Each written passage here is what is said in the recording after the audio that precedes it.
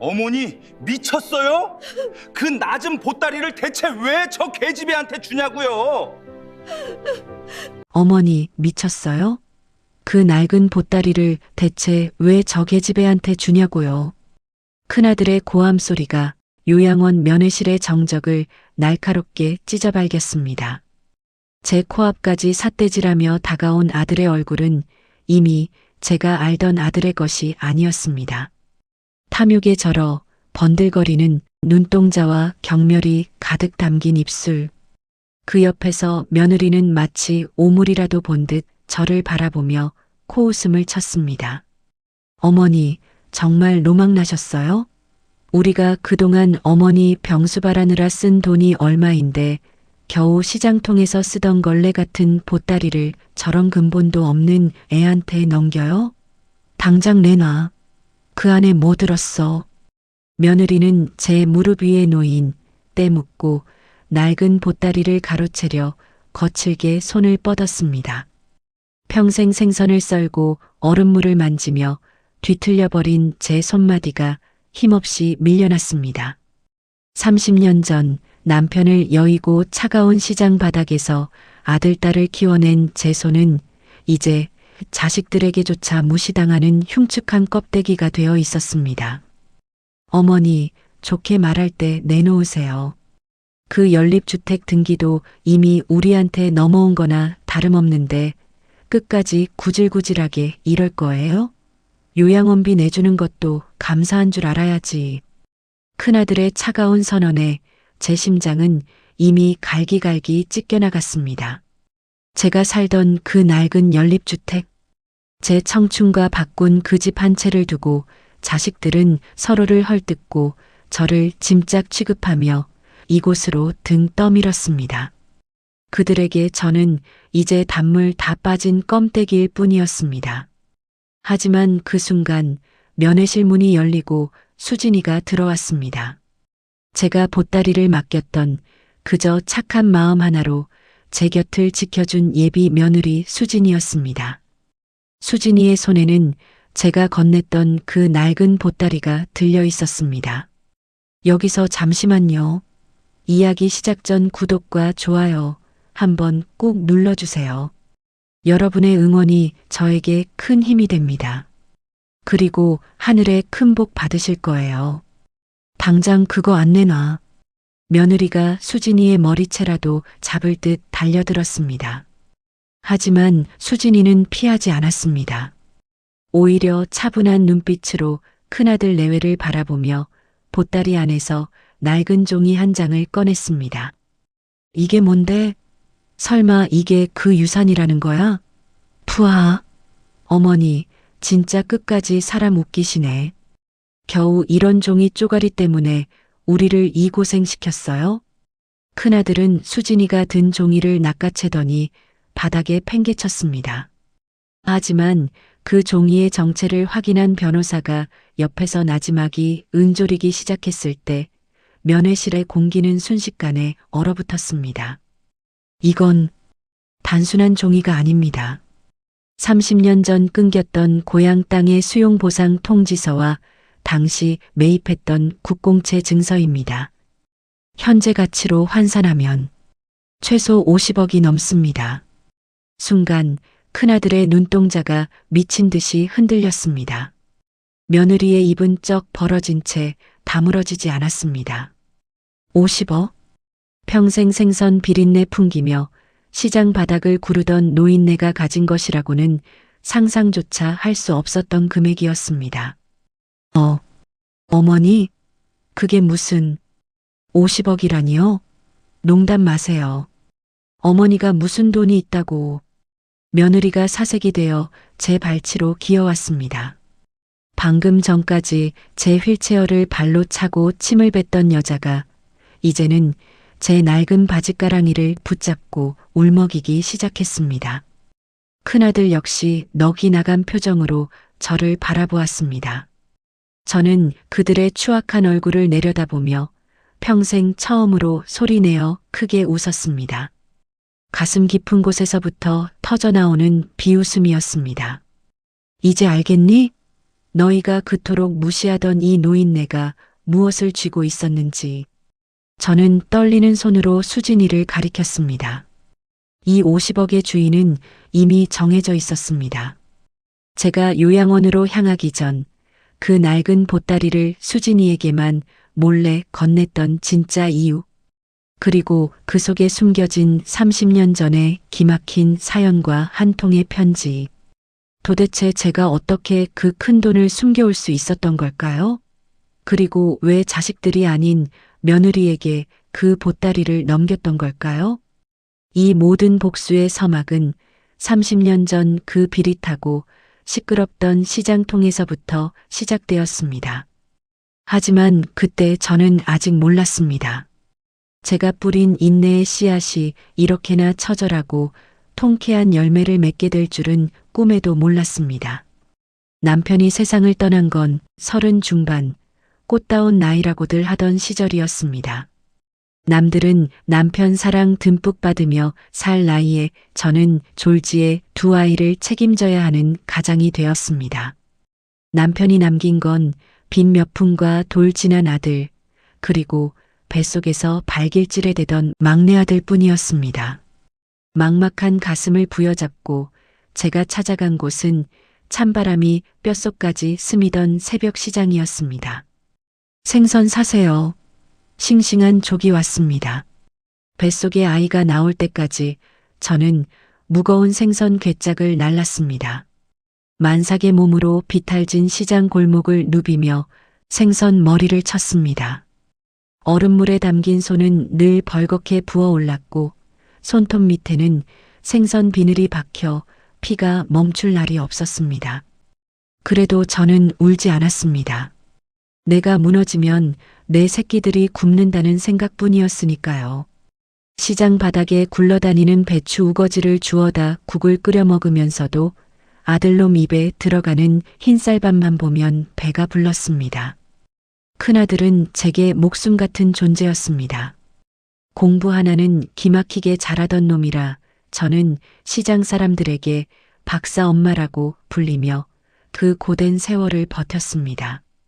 새벽 4시에 일어나 시장에 나가 밤 10시가 되어서야 집에 돌아오는 삶. 제 몸에선 늘 비릿한 생선 냄새가 진동했습니다. 버스를 타면 사람들이 제 곁을 피하고 코를 막았지만 저는 부끄럽지 않았습니다. 이 냄새가 곧 제 자식들의 등록금이고 새 옷이었으니까요. 하지만 아들이 머리가 굵어지면서부터 조금씩 금이 가기 시작했습니다. 중학생이 된 아들은 어느 날부터인가 제가 학교 근처에 오는 걸 극도로 싫어했습니다. 비린내 나는 엄마가 창피했던 모양입니다. 친구들이 생선 장수 아들이라 놀린다며 대문 밖으로 제 구두를 던져버리던 날 저는 가슴이 미어지는 것 같았지만 그저 미안하다며 아들을 다독였습니다. 엄마가 더 열심히 벌어서 번듯한 집 사줄게. 그럼 친구들도 무시 못해. 저는 아들에게 약속했습니다. 그리고 정말 악착같이 모았습니다. 10원짜리 하나 허투루 쓰지 않고 시장 바닥에서 30년을 굴렀습니다. 남들 좋은 옷 사입고 여행 다닐 때 저는 시장 구석에서 파는 5,000원짜리 몸빼 바지만 입으며 버텼습니다. 그렇게 모은 돈으로 서울 변두리에 작은 연립주택 한 채를 마련했을 때 저는 세상을 다 얻은 것 같았습니다. 이제 내 자식들 발 뻗고 잘 곳이 생겼다는 안도감에 그날 밤 뜬 눈으로 밤을 지새웠습니다. 하지만 그 연립주택이 제 인생의 마지막 안식처가 아닌 자식들과의 지옥 같은 갈등의 시발점이 될 줄은 꿈에도 몰랐습니다. 아들이 번듯한 직장에 들어가고 장가를 가던 날 저는 눈물을 훔치며 생각했습니다. 이제 고생은 끝났다고, 이제는 자식들 효도받으며 편히 눈 감을 날만 남았다고 말입니다. 그때까지만 해도 저는 몰랐습니다.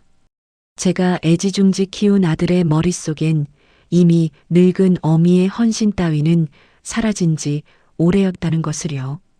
아들이 데려온 며느리는 첫인사부터 제 손을 잡기는커녕 제 낡은 집 구석구석을 훑어보며 코를 킁킁거렸습니다. 어머니, 이 집은 재건축 안 된대요? 냄새가 너무 심해서 도저히 못 있겠네. 며느리의 그 한마디가 제 가슴에 첫 번째 대못을 박았습니다. 하지만 그것은 앞으로 닥칠 모진 풍파의 서막에 불과했습니다. 시장 바닥에서 뼈가 삭도록 고생하며 지켜온 이 보금자리가 어느새 자식들의 눈에는 빨리 처분해서 나눠 가져야 할 먹잇감으로 보이기 시작한 것입니다. 그때 저는 아직 몰랐습니다. 자식들이 제 등 뒤에서 제 이름을 판 서류들을 만지작거리며 저를 요양원으로 보낼 날짜를 조율하고 있었다는 것을요. 그리고 그 한 통의 전화가 제가 30년 동안 잊고 살았던 고향 땅의 비밀을 깨우게 될 줄은 정말이지 상상도 못했습니다. 도대체 제 고향 땅엔 어떤 비밀이 숨겨져 있었길래 자식들은 그토록 눈이 뒤집혔던 걸까요? 하지만 그 비밀이 밝혀지기 전 제 인생은 한 번 더 바닥으로 곤두박질 치고 말았습니다. 아들이 결혼하고 집안에 새 사람이 들어오면 적적했던 집구석에 웃음꽃이 필 줄 알았습니다. 하지만 며느리는 첫날부터 제 기대를 무참히 짓밟았습니다. 제가 시장에서 평생 생선을 썰어 마련한 이 낡은 연립주택에 발을 들이며 며느리는 손수건으로 코를 막고 인상을 찌푸렸습니다. 집안 곳곳에 배어있는 비린내가 역겹다며 대놓고 불쾌감을 드러냈지요. 저는 그저 미안한 마음에 환풍기를 돌리고 창문을 활짝 열었습니다. 어머니, 요즘 누가 이런 데서 살아요? 여긴 사람 사는 동네가 아니라 귀신 나올 동네 같아요. 며느리의 말 한마디 한마디는 비수가 되어 제 가슴을 찔렀습니다. 제가 시장통에서 자식들 입히고 먹이려 새벽 이슬 맞으며 버텨온 그 세월이 며느리 눈에는 그저 구질구질한 가난으로만 보였던 모양입니다. 더 기가 막힌 건 아들의 태도였습니다. 엄마의 고생을 누구보다 잘 아는 놈이 며느리 옆에 서서 동조하듯 고개를 끄덕이더군요. 아들은 이제 제 아들이 아니라 그 여자의 남편일 뿐이었습니다. 결혼 후 아들 내외는 주말마다 찾아와 은근히 돈 이야기를 꺼내기 시작했습니다. 처음에는 손주 녀석 학원비가 부족하다더니 나중에는 아들의 사업 자금이 급하다며 저를 압박했습니다. 저는 자식이 힘들다는데 외면할 수 없어 시장에서 한 푼, 두 푼 모은 쌈짓돈을 내어주었습니다. 하지만 사람의 욕심은 밑 빠진 독과 같았습니다. 한번 돈의 맛을 본 그들은 점점 더 대담해졌습니다. 어머니, 이 연립주택 말이에요. 요새 시세가 좀 올랐다던데 이거 담보로 대출 좀 받으면 안 될까요? 아들의 입에서 그 말이 나왔을 때 저는 가슴이 철렁 내려앉았습니다. 이 집은 제가 죽기 전까지 지켜야 할 마지막 보루였습니다. 제가 거절하자 며느리의 태도는 180도 달라졌습니다. 상냥하게 어머니라 부르던 목소리는 가시 돋친 냉소로 변했습니다. 명절에 찾아와도 제가 만든 음식에는 손도 대지 않았고 제가 시장에서 사온 옷들을 세균 덩어리라며 쓰레기통에 처박았습니다. 특히 며느리는 교묘하게 저를 고립시켰습니다. 이웃들에게 제가 치매 촉이라느니 집안 살림을 다 망가뜨린다느니 말도 안 되는 헛소문을 퍼뜨렸습니다. 저는 졸지에 동네에서 이상한 할머니가 되었습니다. 아들은 그 모든 과정을 지켜보면서도 묵인했습니다. 오히려 제가 서운함을 토로하면 어머니가 예민해서 그런 거다라며 저를 몰아세웠습니다. 그들은 제 눈치를 보는 게 아니라 제 명의로 된 이 집을 언제 빼앗을 수 있을지만 계산하고 있었습니다. 며느리는 제가 잠든 줄 알고 거실에서 아들과 나누던 대화를 저는 똑똑히 들었습니다. 저 노인네 언제까지 저러고 버틸 작정이야? 얼른 진명에 넘기고 요양원 보내버리자니까. 자식의 입에서 나온 그 차가운 말에 제 세상은 무너져 내렸습니다. 평생을 바쳐 키운 아들이 제 삶의 터전을 빼앗고 저를 산 채로 고려장하려 모의하고 있었던 겁니다. 저는 어둠 속에서 입술을 깨물며 눈물을 삼켰습니다. 배신감에 온몸이 떨렸지만 저는 아직 할 일이 남아 있었습니다. 그때였습니다. 제 인생을 송두리째 뒤바꿀 사건이 일어난 것은요. 아들 내외의 압박이 극에 달해 제가 막다른 골목에 몰렸을 때 30년 동안 연락이 끊겼던 고향 오빠에게서 연락이 온 것입니다.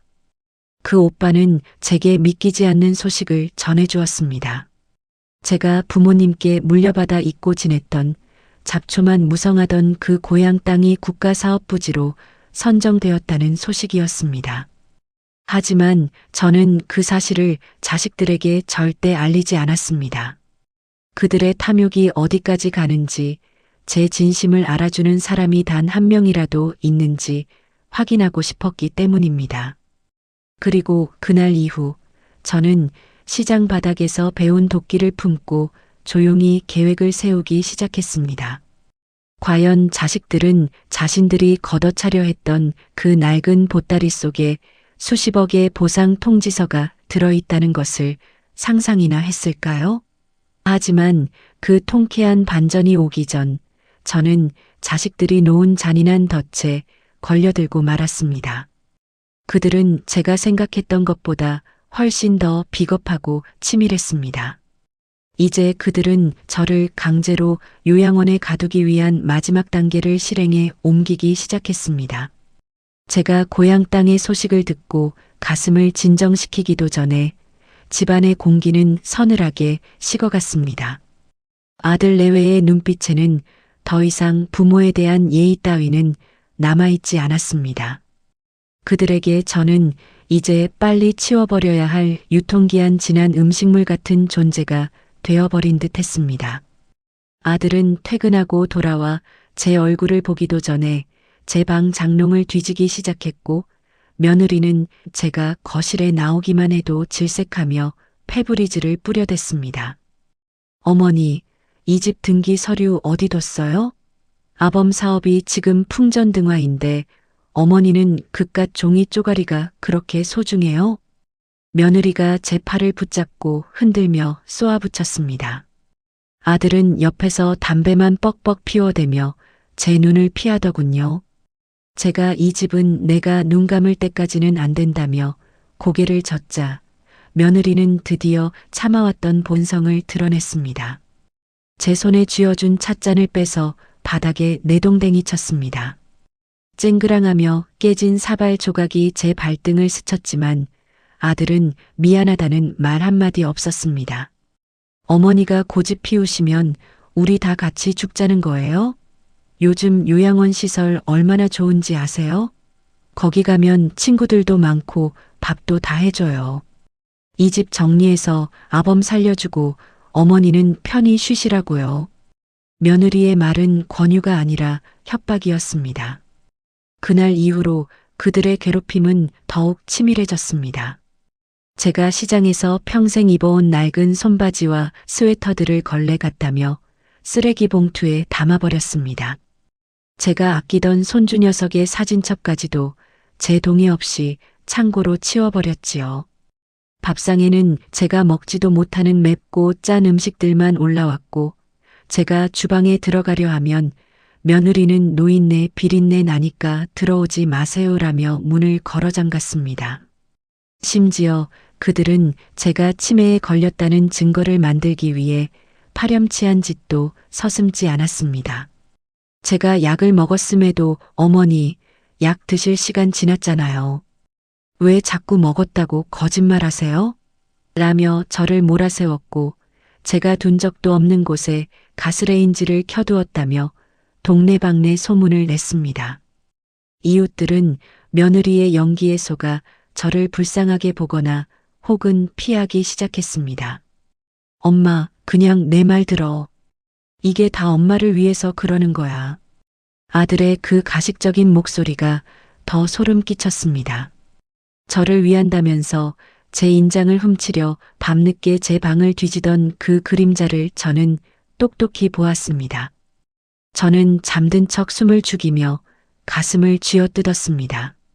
내가 저놈을 키우려고 생선 비늘에 손이 다 터져가며 그 고생을 했나 싶어 눈물조차 나오지 않았습니다. 하지만 그들이 놓친 것이 하나 있었습니다. 제 곁에는 그들이 돈도 없는 고아라고 무시하던 둘째 아들의 예비 신부 수진이가 있었습니다. 수진이는 큰아들 내외가 저를 구석으로 몰아넣을 때마다 몰래 제 방에 들어와 따뜻한 죽을 내밀었습니다. 어머니, 울지 마세요. 제가 다 알아요. 제가 어머니 지켜드릴게요. 수진이의 그 가냘픈 손을 잡았을 때 저는 결심했습니다. 내 모든 것을 빼앗으려 드는 탐욕스러운 자식들에게는 단일전도 남겨주지 않겠다고. 그리고 나를 진심으로 사람 대접해준 수진이에게 제 인생의 마지막 승부수를 던지기로 했습니다. 그날 밤 저는 자식들 몰래 제 낡은 보따리를 챙겼습니다. 그 안에는 고향 땅의 보상 통지서와 제가 시장에서 수십 년간 모아온 비밀 장부가 들어 있었습니다. 자식들은 제가 시장에서 푼돈이나 버는 줄 알았겠지만 저는 시장 상인의 고문을 지내며 재개발 정보와 채권 투자를 익힌 알부자였습니다. 이제 저는 그들이 그토록 원하는 요양원으로 제 발로 들어가기로 했습니다. 하지만 그것은 항복이 아니었습니다. 가장 높은 곳에서 그들을 떨어뜨리기 위한 제 인생 가장 거대한 연극의 시작이었습니다. 과연 자식들은 제가 떠난 빈집에서 무엇을 발견하게 될까요? 그리고 제가 수진이에게만 속삭인 그 비밀은 어떤 폭풍을 몰고 올까요? 그때 저는 아직 몰랐습니다. 제가 요양원 차에 올라타는 그 순간 며느리가 제 뒤통수에 대고 비웃으며 내뱉은 그 한마디가 결국 자신의 목을 조르는 밧줄이 될 줄은 꿈에도 몰랐습니다. 자식들이 쳐놓은 덫은 생각보다 더 잔인하고 집요했습니다. 제가 제 발로 요양원에 가겠다고 선언하자 며느리의 얼굴에는 승리자의 미소가 번졌습니다. 그들은 제가 항복한 줄로만 알았겠지요. 하지만 그들이 제 짐을 싸는 방식은 사람에 대한 예의라고는 눈 씻고 찾아볼 수 없었습니다. 며느리는 제가 평생 시장통에서 생선 비린내 묻혀가며 번 돈으로 사모은 가구며 가전제품들에 보란듯이 빨간 딱지를 붙였습니다. 중고업자를 불러 홀랑 팔아치울 속셈이었던 겁니다. 어머니, 요양원 가면 이런 짐 다 쓰레기예요. 우리가 알아서 처분할 테니까 몸만 나가세요. 며느리는 제 눈앞에서 제가 아끼던 옥매트며 낡은 텔레비전을 헐값에 넘겼습니다. 아들은 옆에서 그 돈을 받아 챙기며 제 눈을 피하더군요. 그들은 제가 보는 앞에서 연립주택 매매 계약서를 작성하기 시작했습니다. 인감을 강제로 찍게 하려고 제 손목을 비틀어 잡던 아들의 차가운 손길을 저는 평생 잊지 못할 겁니다. 이것만 있으면 내 사업도 다시 일어설 수 있어. 엄마, 조금만 참아. 내가 나중에 돈 벌면 좋은 요양원으로 옮겨줄게. 아들의 가식적인 위로에 저는 헛웃음이 나왔습니다. 그들이 팔아치우려는 이 집은 단순한 건물이 아니라 제 피와 눈물이 응어리진 제 인생 그 자체였습니다.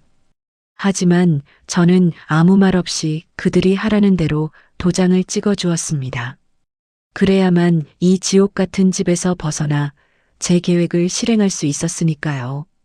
그때 집 안으로 뛰어들어온 건 수진이었습니다. 큰아들 내외가 저를 강제로 몰아내려 한다는 소식을 듣고 한 걸음에 달려온 모양이었습니다. 수진이는 아수라장이 된 거실을 보고는 사색이 되어 제 앞을 가로막았습니다. 형님, 아주버님, 어떻게 어머니를 이렇게 짐짝 취급하세요? 이 집이 어떤 집인데 어떻게 주인 있는 집을 마음대로 파시냐고요. 수진이의 외침에 며느리는 코웃음을 치며 수진이의 어깨를 밀쳤습니다. 어머, 동서가 무슨 상관이야? 돈 한 푼 안 보태면서 입만 살았네. 너도 이 노인네 비자금이라도 챙길까봐 그래. 꿈깨, 이 집 팔아도 아범빚 갚으면 남는 것도 없어. 며느리는 수진이를 향해 입에 담지 못할 욕설을 퍼부었습니다. 고아로 자라 기댈 곳 없는 수진이를 근본 없는 것이라며 몰아세웠지요. 저는 수진이의 떨리는 어깨를 보며 결심했습니다. 제 자식들보다 100번, 1000번 낳은 이 아이를 위해서라도 저는 반드시 이 탐욕스러운 인간들에게 본때를 보여줘야 했습니다. 저는 수진이를 조용히 제 방으로 불렀습니다. 거실에서는 아들 내외가 집을 보러 온 사람들과 희희낙낙하며 집 구조를 설명하는 소리가 들려왔습니다. 저는 장롱 가장 깊숙한 곳, 낡은 장판 밑을 뜯어내어 보자기에 쌓인 묵직한 꾸러미를 꺼냈습니다. 수진아, 이거 받아라. 그리고 지금 당장 여기서 나가. 큰애들이 보기 전에 어서. 수진이는 당황하며 보따리를 거절하려 했지만 저는 수진이의 손을 꼭 잡았습니다.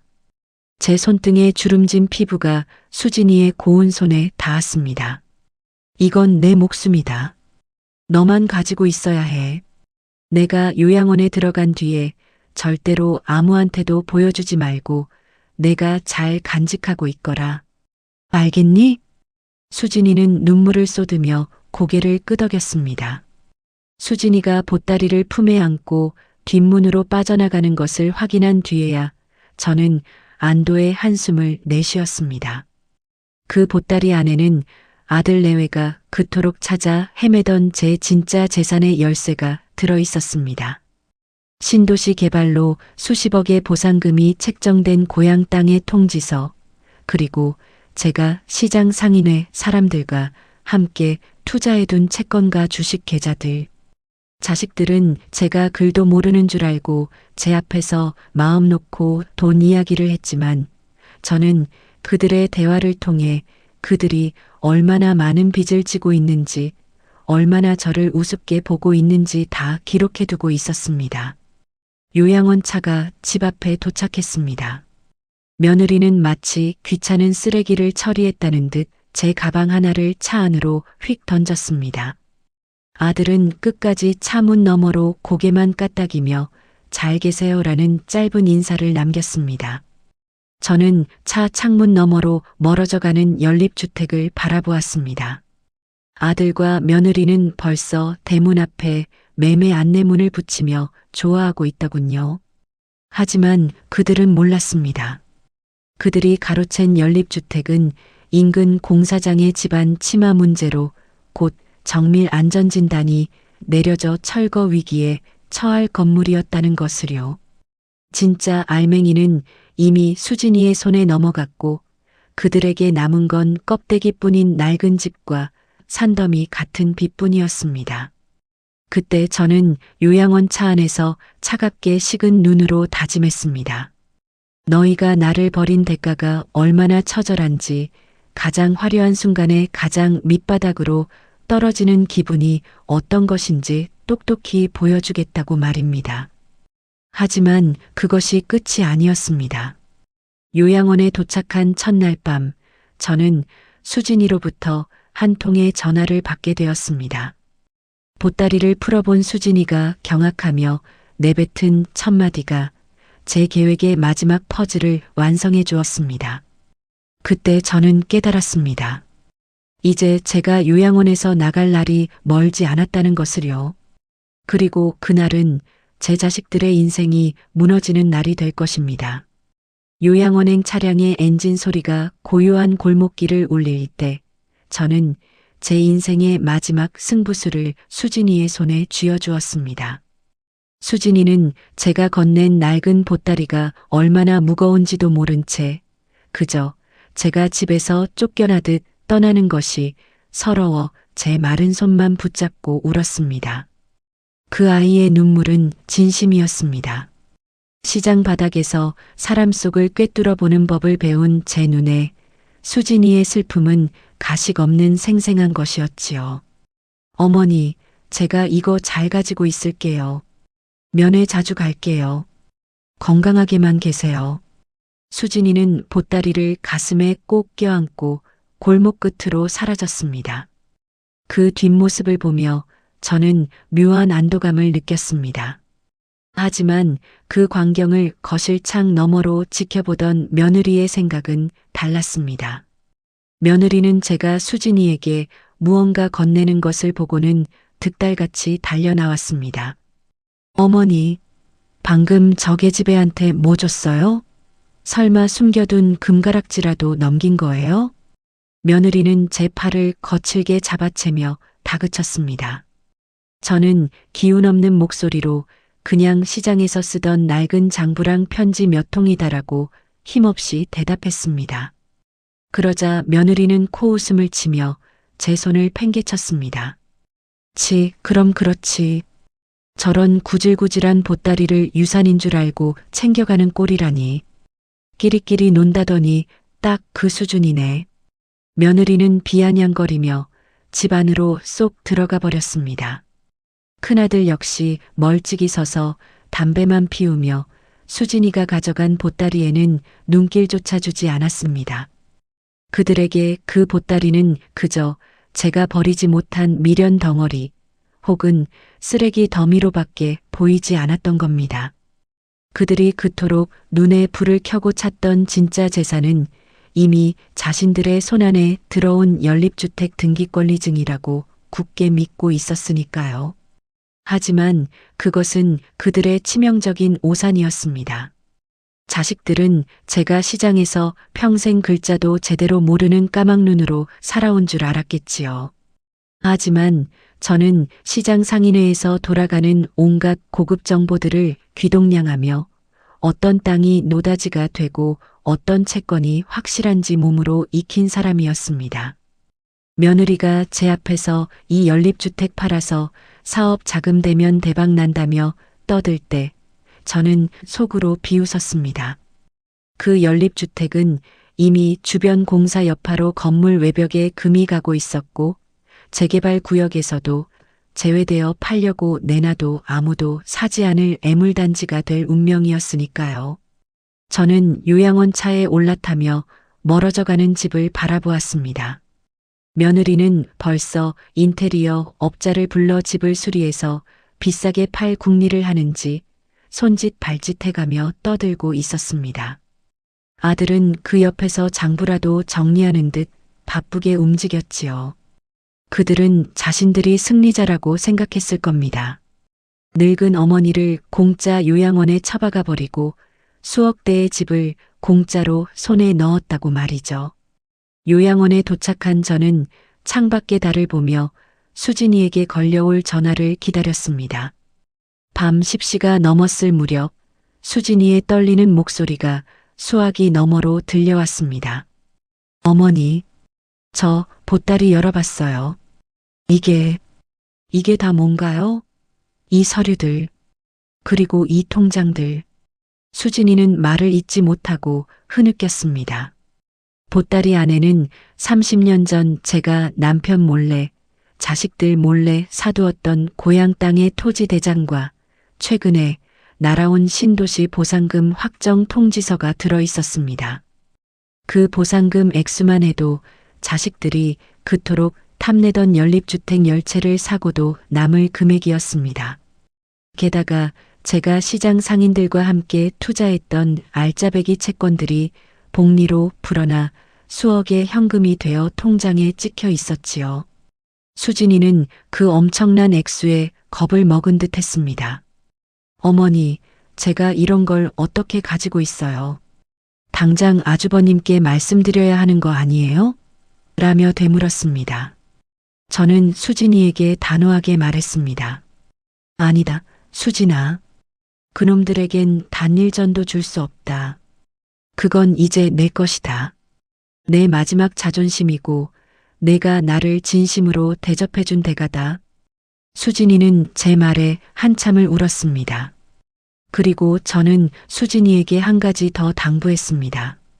절대로 큰아들 내외가 이 사실을 알게 해서는 안 된다고 그들이 가장 절망적인 순간에 이 보따리를 열어 보여줄 것이라고 말입니다. 한편 제가 요양원에서 적응해 가는 동안 큰아들의 사업은 걷잡을 수 없이 무너지고 있었습니다. 며느리가 그토록 믿었던 연립주택은 팔리지 않았고 설상가상으로 건물의 안전 문제가 터지면서 구청에서 보수 명령까지 내려왔습니다. 돈을 벌려고 가로챈 집이 오히려 돈을 들이부어야 하는 거대한 빚덩이가 된 것이지요. 그들은 다급해지자 다시 저를 찾기 시작했습니다. 하지만 그것은 효도가 아니었습니다. 제가 요양원에 숨겨둔 비상금이라도 있을까 싶어 뒤지러 오는 하이에나 같은 방문이었지요. 그때 저는 알았습니다.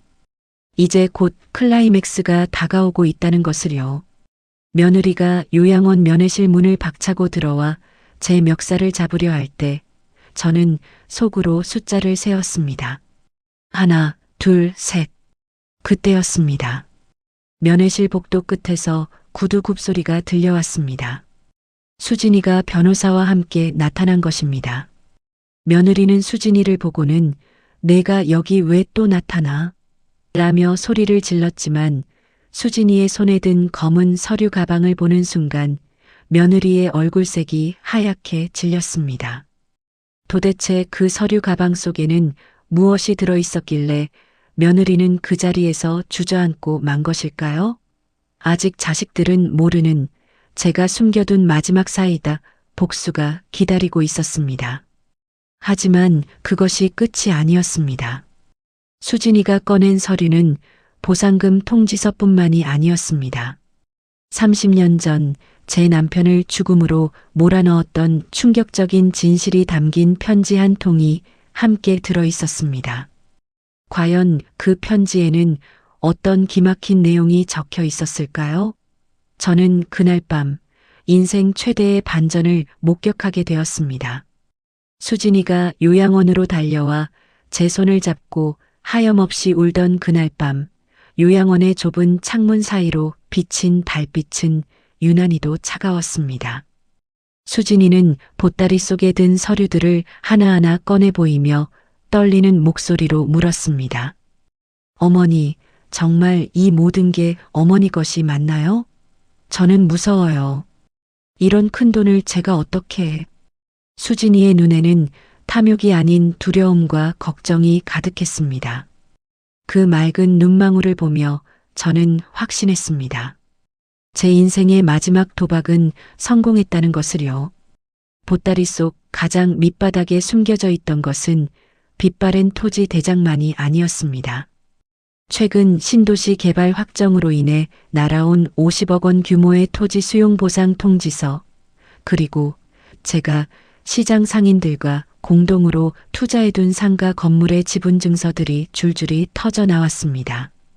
자식들은 제가 시장 구석에서 생선 비린내나 풍기며 푼돈이나 모으는 줄 알았겠지만 저는 30년 세월 동안 시장이라는 거대한 정보의 바다에서 진짜 돈의 흐름을 읽는 법을 터득했던 것입니다. 수진아, 무서워할 것 없다. 이건 내가 피땀 흘려 모은 내 인생이고 나를 사람 대접해준 너에게 주는 내 진심이다. 저는 수진이에게 변호사를 선임하는 법과 이 자산들을 안전하게 관리하는 법을 일러주었습니다. 그리고 한 가지 더, 보따리 안쪽 비밀 주머니에 들어있던 낡은 편지 한 통을 꺼냈습니다. 그것은 30년 전 제 남편이 사고로 떠나기 직전 제게 남긴 마지막 유언과도 같은 편지였습니다.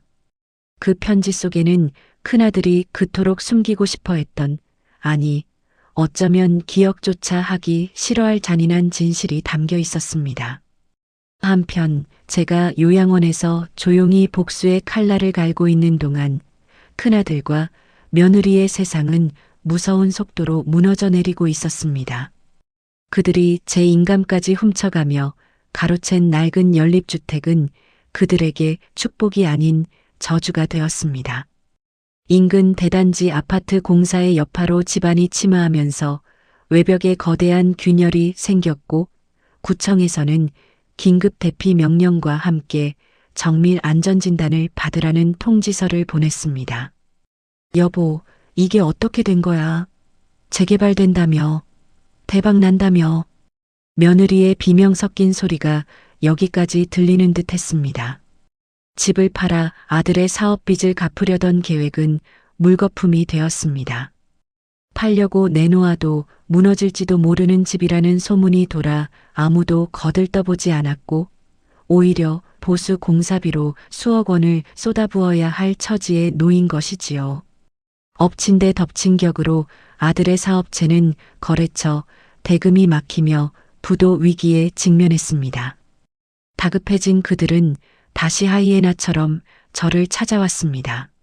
하지만 이번에는 어머니라고 부르는 목소리에 일말의 가식조차 섞이지 않은 채 오직 돈을 내놓으라는 협박만이 가득했습니다. 엄마, 솔직히 말해. 시장에서 모은 돈 더 있지? 그 낡은 보따리 수진이한테 준 거, 거기에 통장 숨겨놨지? 아들은 요양원 면회실 탁자를 쾅 치며 소리를 질렀습니다. 며느리는 옆에서 제 가방을 뒤지며 비상금이라도 찾으려 발악을 하더군요. 저는 그들의 추악한 몰골을 보며 나지막이 대답했습니다. 내게 남은 건 이 늙은 몸뚱이뿐이다. 너희가 다 가져가지 않았느냐? 제 말에 며느리는 제 얼굴에 대고 침을 뱉듯 욕설을 퍼부었습니다. 이 노인네가 끝까지 입을 안 여네. 좋아, 그럼 여기서 평생 썩어보라고. 우리가 요양원비 한 푼이라도 내줄 것 같아? 그들은 제 마지막 자존심까지 짓밟고 면회실을 박차고 나갔습니다. 하지만 그들이 요양원 정문을 나서기도 전에 검은 세단 한 대가 그들의 앞을 가로막았습니다. 차에서 내린 사람은 고급 정장을 차려입은 변호사와 이전과는 전혀 다른 단호한 표정의 수진이었습니다. 수진이의 손에는 제가 건네준 그 낡은 보따리 대신 법적 효력이 가득 담긴 두툼한 서류 뭉치가 들려 있었습니다. 며느리는 수진이를 보고 저 계집애가 여긴 왜 또 왔어? 라며 달려들려 했지만 변호사가 내민 증여 무효 소송 및 불효방지법에 따른 재산 반환 청구 소송 서류를 보는 순간 돌부처처럼 굳어버렸습니다. 이게 다 뭐야? 50억? 보상금? 수진아, 너 이게 다 무슨 소리야? 큰아들의 목소리가 경악으로 떨려왔습니다. 자식들이 그토록 갈망하던 그 엄청난 재산의 실체가 드러나는 순간이었습니다. 하지만 그 돈은 이제 그들의 손이 닿을 수 없는 곳에 있었습니다. 저는 면회실 유리창 너머로 사색이 된 자식들의 얼굴을 지켜보며 서서히 일어섰습니다. 과연 자식들은 자신들이 걷어찼던 그 낡은 보따리가 수십억의 가치가 있었다는 사실을 알게 된 순간 어떤 표정을 지었을까요? 하지만 통쾌함은 여기서 끝이 아니었습니다. 제가 수진이에게 시켜 준비한 마지막 사이다는 아직 시작도 하지 않았으니까요. 그때 저는 보았습니다. 아들이 변호사가 낭독하는 제 편지의 내용을 듣고는 마치 벼락이라도 맞은 듯 자리에 주저앉아 오열하는 모습을요. 그 편지 속에는 아들이 30년 동안 외면해왔던 아버지의 죽음에 얽힌 잔혹한 진실이 적혀 있었습니다. 그 한 통의 편지가 아들의 심장을 갈기갈기 찢어놓을 줄은, 그리고 며느리의 탐욕을 단 한순간에 죄로 만들어버릴 줄은 꿈에도 몰랐을 것입니다. 이제 진짜 전쟁이 시작되었습니다. 요양원 면회실의 공기는 얼음장처럼 차가웠습니다. 사색이 된 큰아들과 며느리는 변호사가 든 서류 뭉치를 번갈아 보며 연신 마른 침을 삼켰습니다. 50억 원이라는 숫자가 그들의 머릿속을 난도질하고 있는 게 분명했습니다. 며느리는 믿을 수 없다는 듯 서류를 뺏으려 달려들었지만 변호사의 단호한 제지에 가로막혔습니다. 이게 정말 저 노인네 땅이라고요? 말도 안 돼. 평생 생선이나 팔던 여편네가 무슨 수로 이런 땅을 사요? 이거 분명히 수진이 내년이 조작한 거지. 며느리는 발악하듯 소리를 질렀습니다. 아들은 넋이 나간 사람처럼 서류에 적힌 집원을 읽고 또 읽었습니다. 그 땅은 아버지가 돌아가시던 해 제가 시장 바닥에서 구걸하듯 모은 돈으로 자식들 몰래 사두었던 고향 산비탈이었습니다. 엄마, 저런 쓸모없는 땅은 왜 사? 라며 어린 아들이 투덜댔을 때 저는 그저 웃으며 아들의 머리를 쓰다듬어 주었지요. 그 쓸모없던 땅이 이제는 자식들이 감히 쳐다보지도 못할 거대한 성벽이 되어 돌아온 것입니다. 저는 휠체어에서 천천히 손을 뻗었습니다. 30년 세월 자식들 뒷바라지하느라 마디마디가 뒤틀리고 굳은 살이 박인 제 손이 바들바들 떨렸습니다. 하지만 제 눈빛만큼은 그 어느 때보다 날카로웠습니다. 저는 수진이가 들고 있던 낡은 편지 한 통을 가리켰습니다. 그 편지, 읽어줘라. 제 나지막한 목소리에 면회실안이 찬물을 끼얹은 듯 조용해졌습니다. 수진이는 떨리는 목소리로 30년 전 제 남편이 남긴 마지막 유언장을 읽어내려갔습니다. 그 안에는 아들이 평생 숨겨온 비밀이 담겨 있었습니다.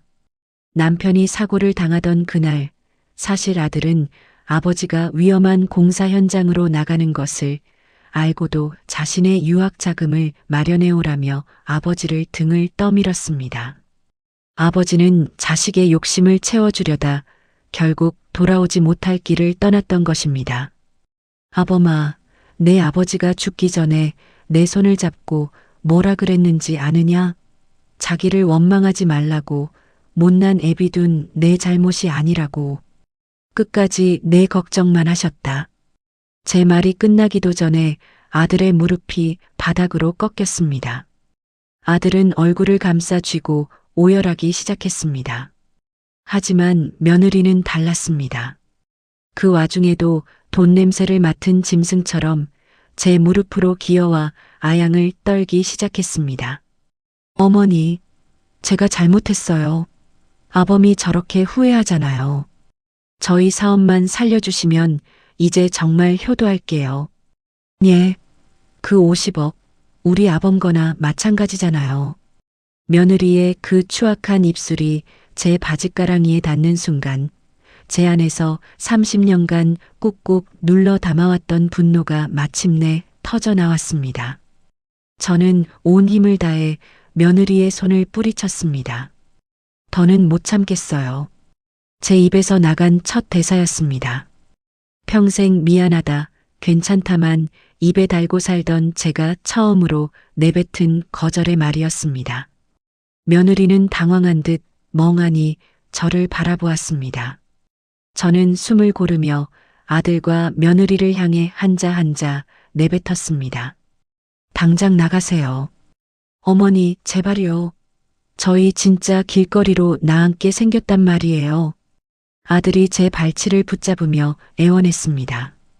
하지만 제 마음은 이미 단단한 돌덩이가 되어 있었습니다. 제가 시장 바닥에서 무시당하며 벌어온 돈으로 대학 공부하고 장가가고 번듯하게 살던 놈들이 저를 짐짝처럼 버렸을 때 제 자식은 이미 죽은 것이나 다름없었습니다. 이제 끝이에요. 저는 차갑게 선언했습니다. 변호사는 기다렸다는 듯 준비해온 서류를 한 장 더 꺼냈습니다. 그것은 제가 자식들에게 넘겨주었던 연립주택에 대한 증여 무효 소송장이었습니다.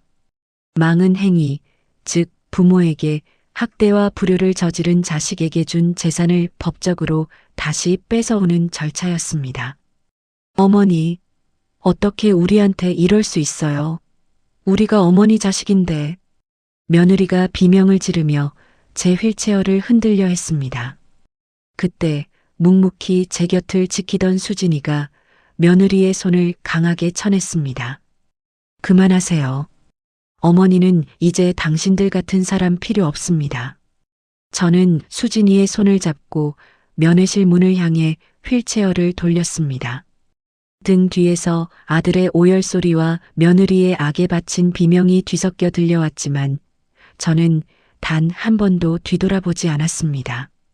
30년 전 남편을 잃고 시장 바닥에 처음 섰을 때 느꼈던 그 막막함이 이제는 말할 수 없는 해방감이 되어 제 가슴을 가득 채웠습니다. 하지만 그것이 끝이 아니었습니다. 제가 면회실을 나서며 수진이에게 마지막으로 건넨 지시는 자식들이 상상조차 하지 못한 처절한 몰락을 완성하는 마지막 퍼즐이었습니다. 과연 그들에게 남겨진 것은 무엇일까요? 그리고 제가 며느리에게만 남겨둔 마지막 선물은 어떤 모습으로 그들을 맞이하게 될까요? 그때 저는 알았습니다. 이제 제가 요양원을 나가는 그날 세상에서 가장 화려한 복수가 완성될 것이라는 사실을 말입니다. 면회실 밖으로 나가려던 제 휠체어가 멈춰 섰습니다. 등 뒤에서는 며느리의 실성한 듯한 웃음소리와 아들의 처절한 통곡이 엉켜 괴기스러운 소음을 만들어내고 있었습니다. 저는 고개를 돌려 마지막으로 그들을 바라보았습니다.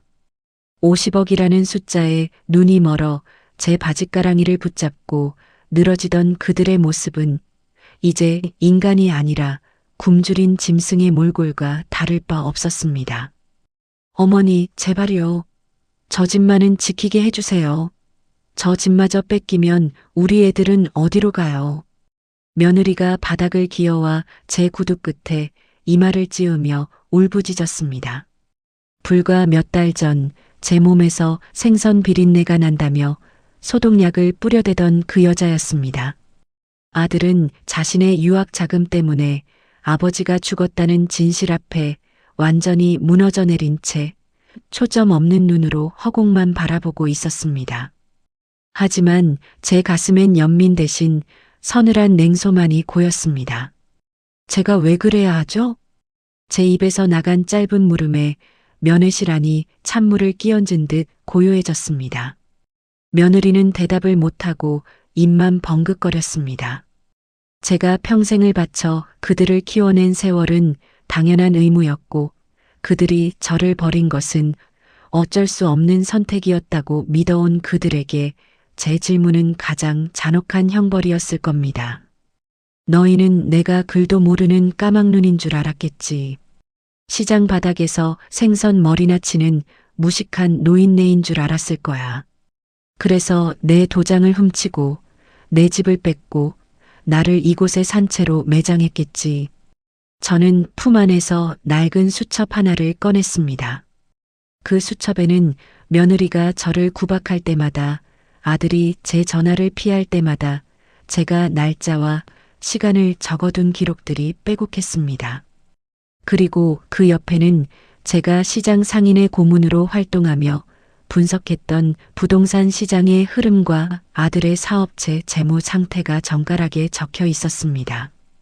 자식들은 제가 치매에 걸려 정신이 나간 줄 알았겠지만 저는 그들이 저를 버리는 그 순간까지도 그들의 몰락을 정교하게 계산하고 있었습니다. 내가 그토록 원하던 그 연립주택, 이미 구청에서 철거 명령 내려왔다더라. 집안이 다 내려앉아서 이제는 사람이 살 수도 없는 흉가가 됐어. 내가 뺏어간 건 내 재산이 아니라 내가 평생 갚아도 못 갚을 빚덩이뿐이란다. 제 말에 며느리는 사색이 되어 소리를 질렀습니다. 안 돼. 그럴 리 없어.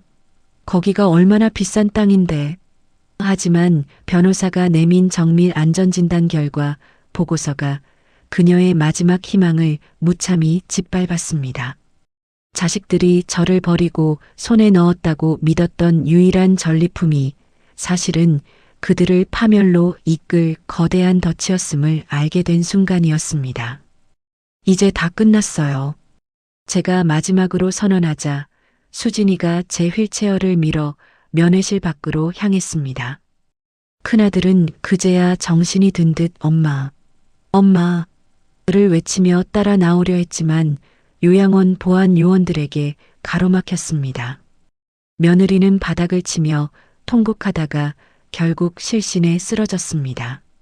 그들을 뒤로하고 복도를 지나가는 동안 제 가슴 속에서는 수십 년간 맺혀있던 응어리가 뜨거운 눈물이 되어 쏟아져 나왔습니다. 슬퍼서 우는 것이 아니었습니다.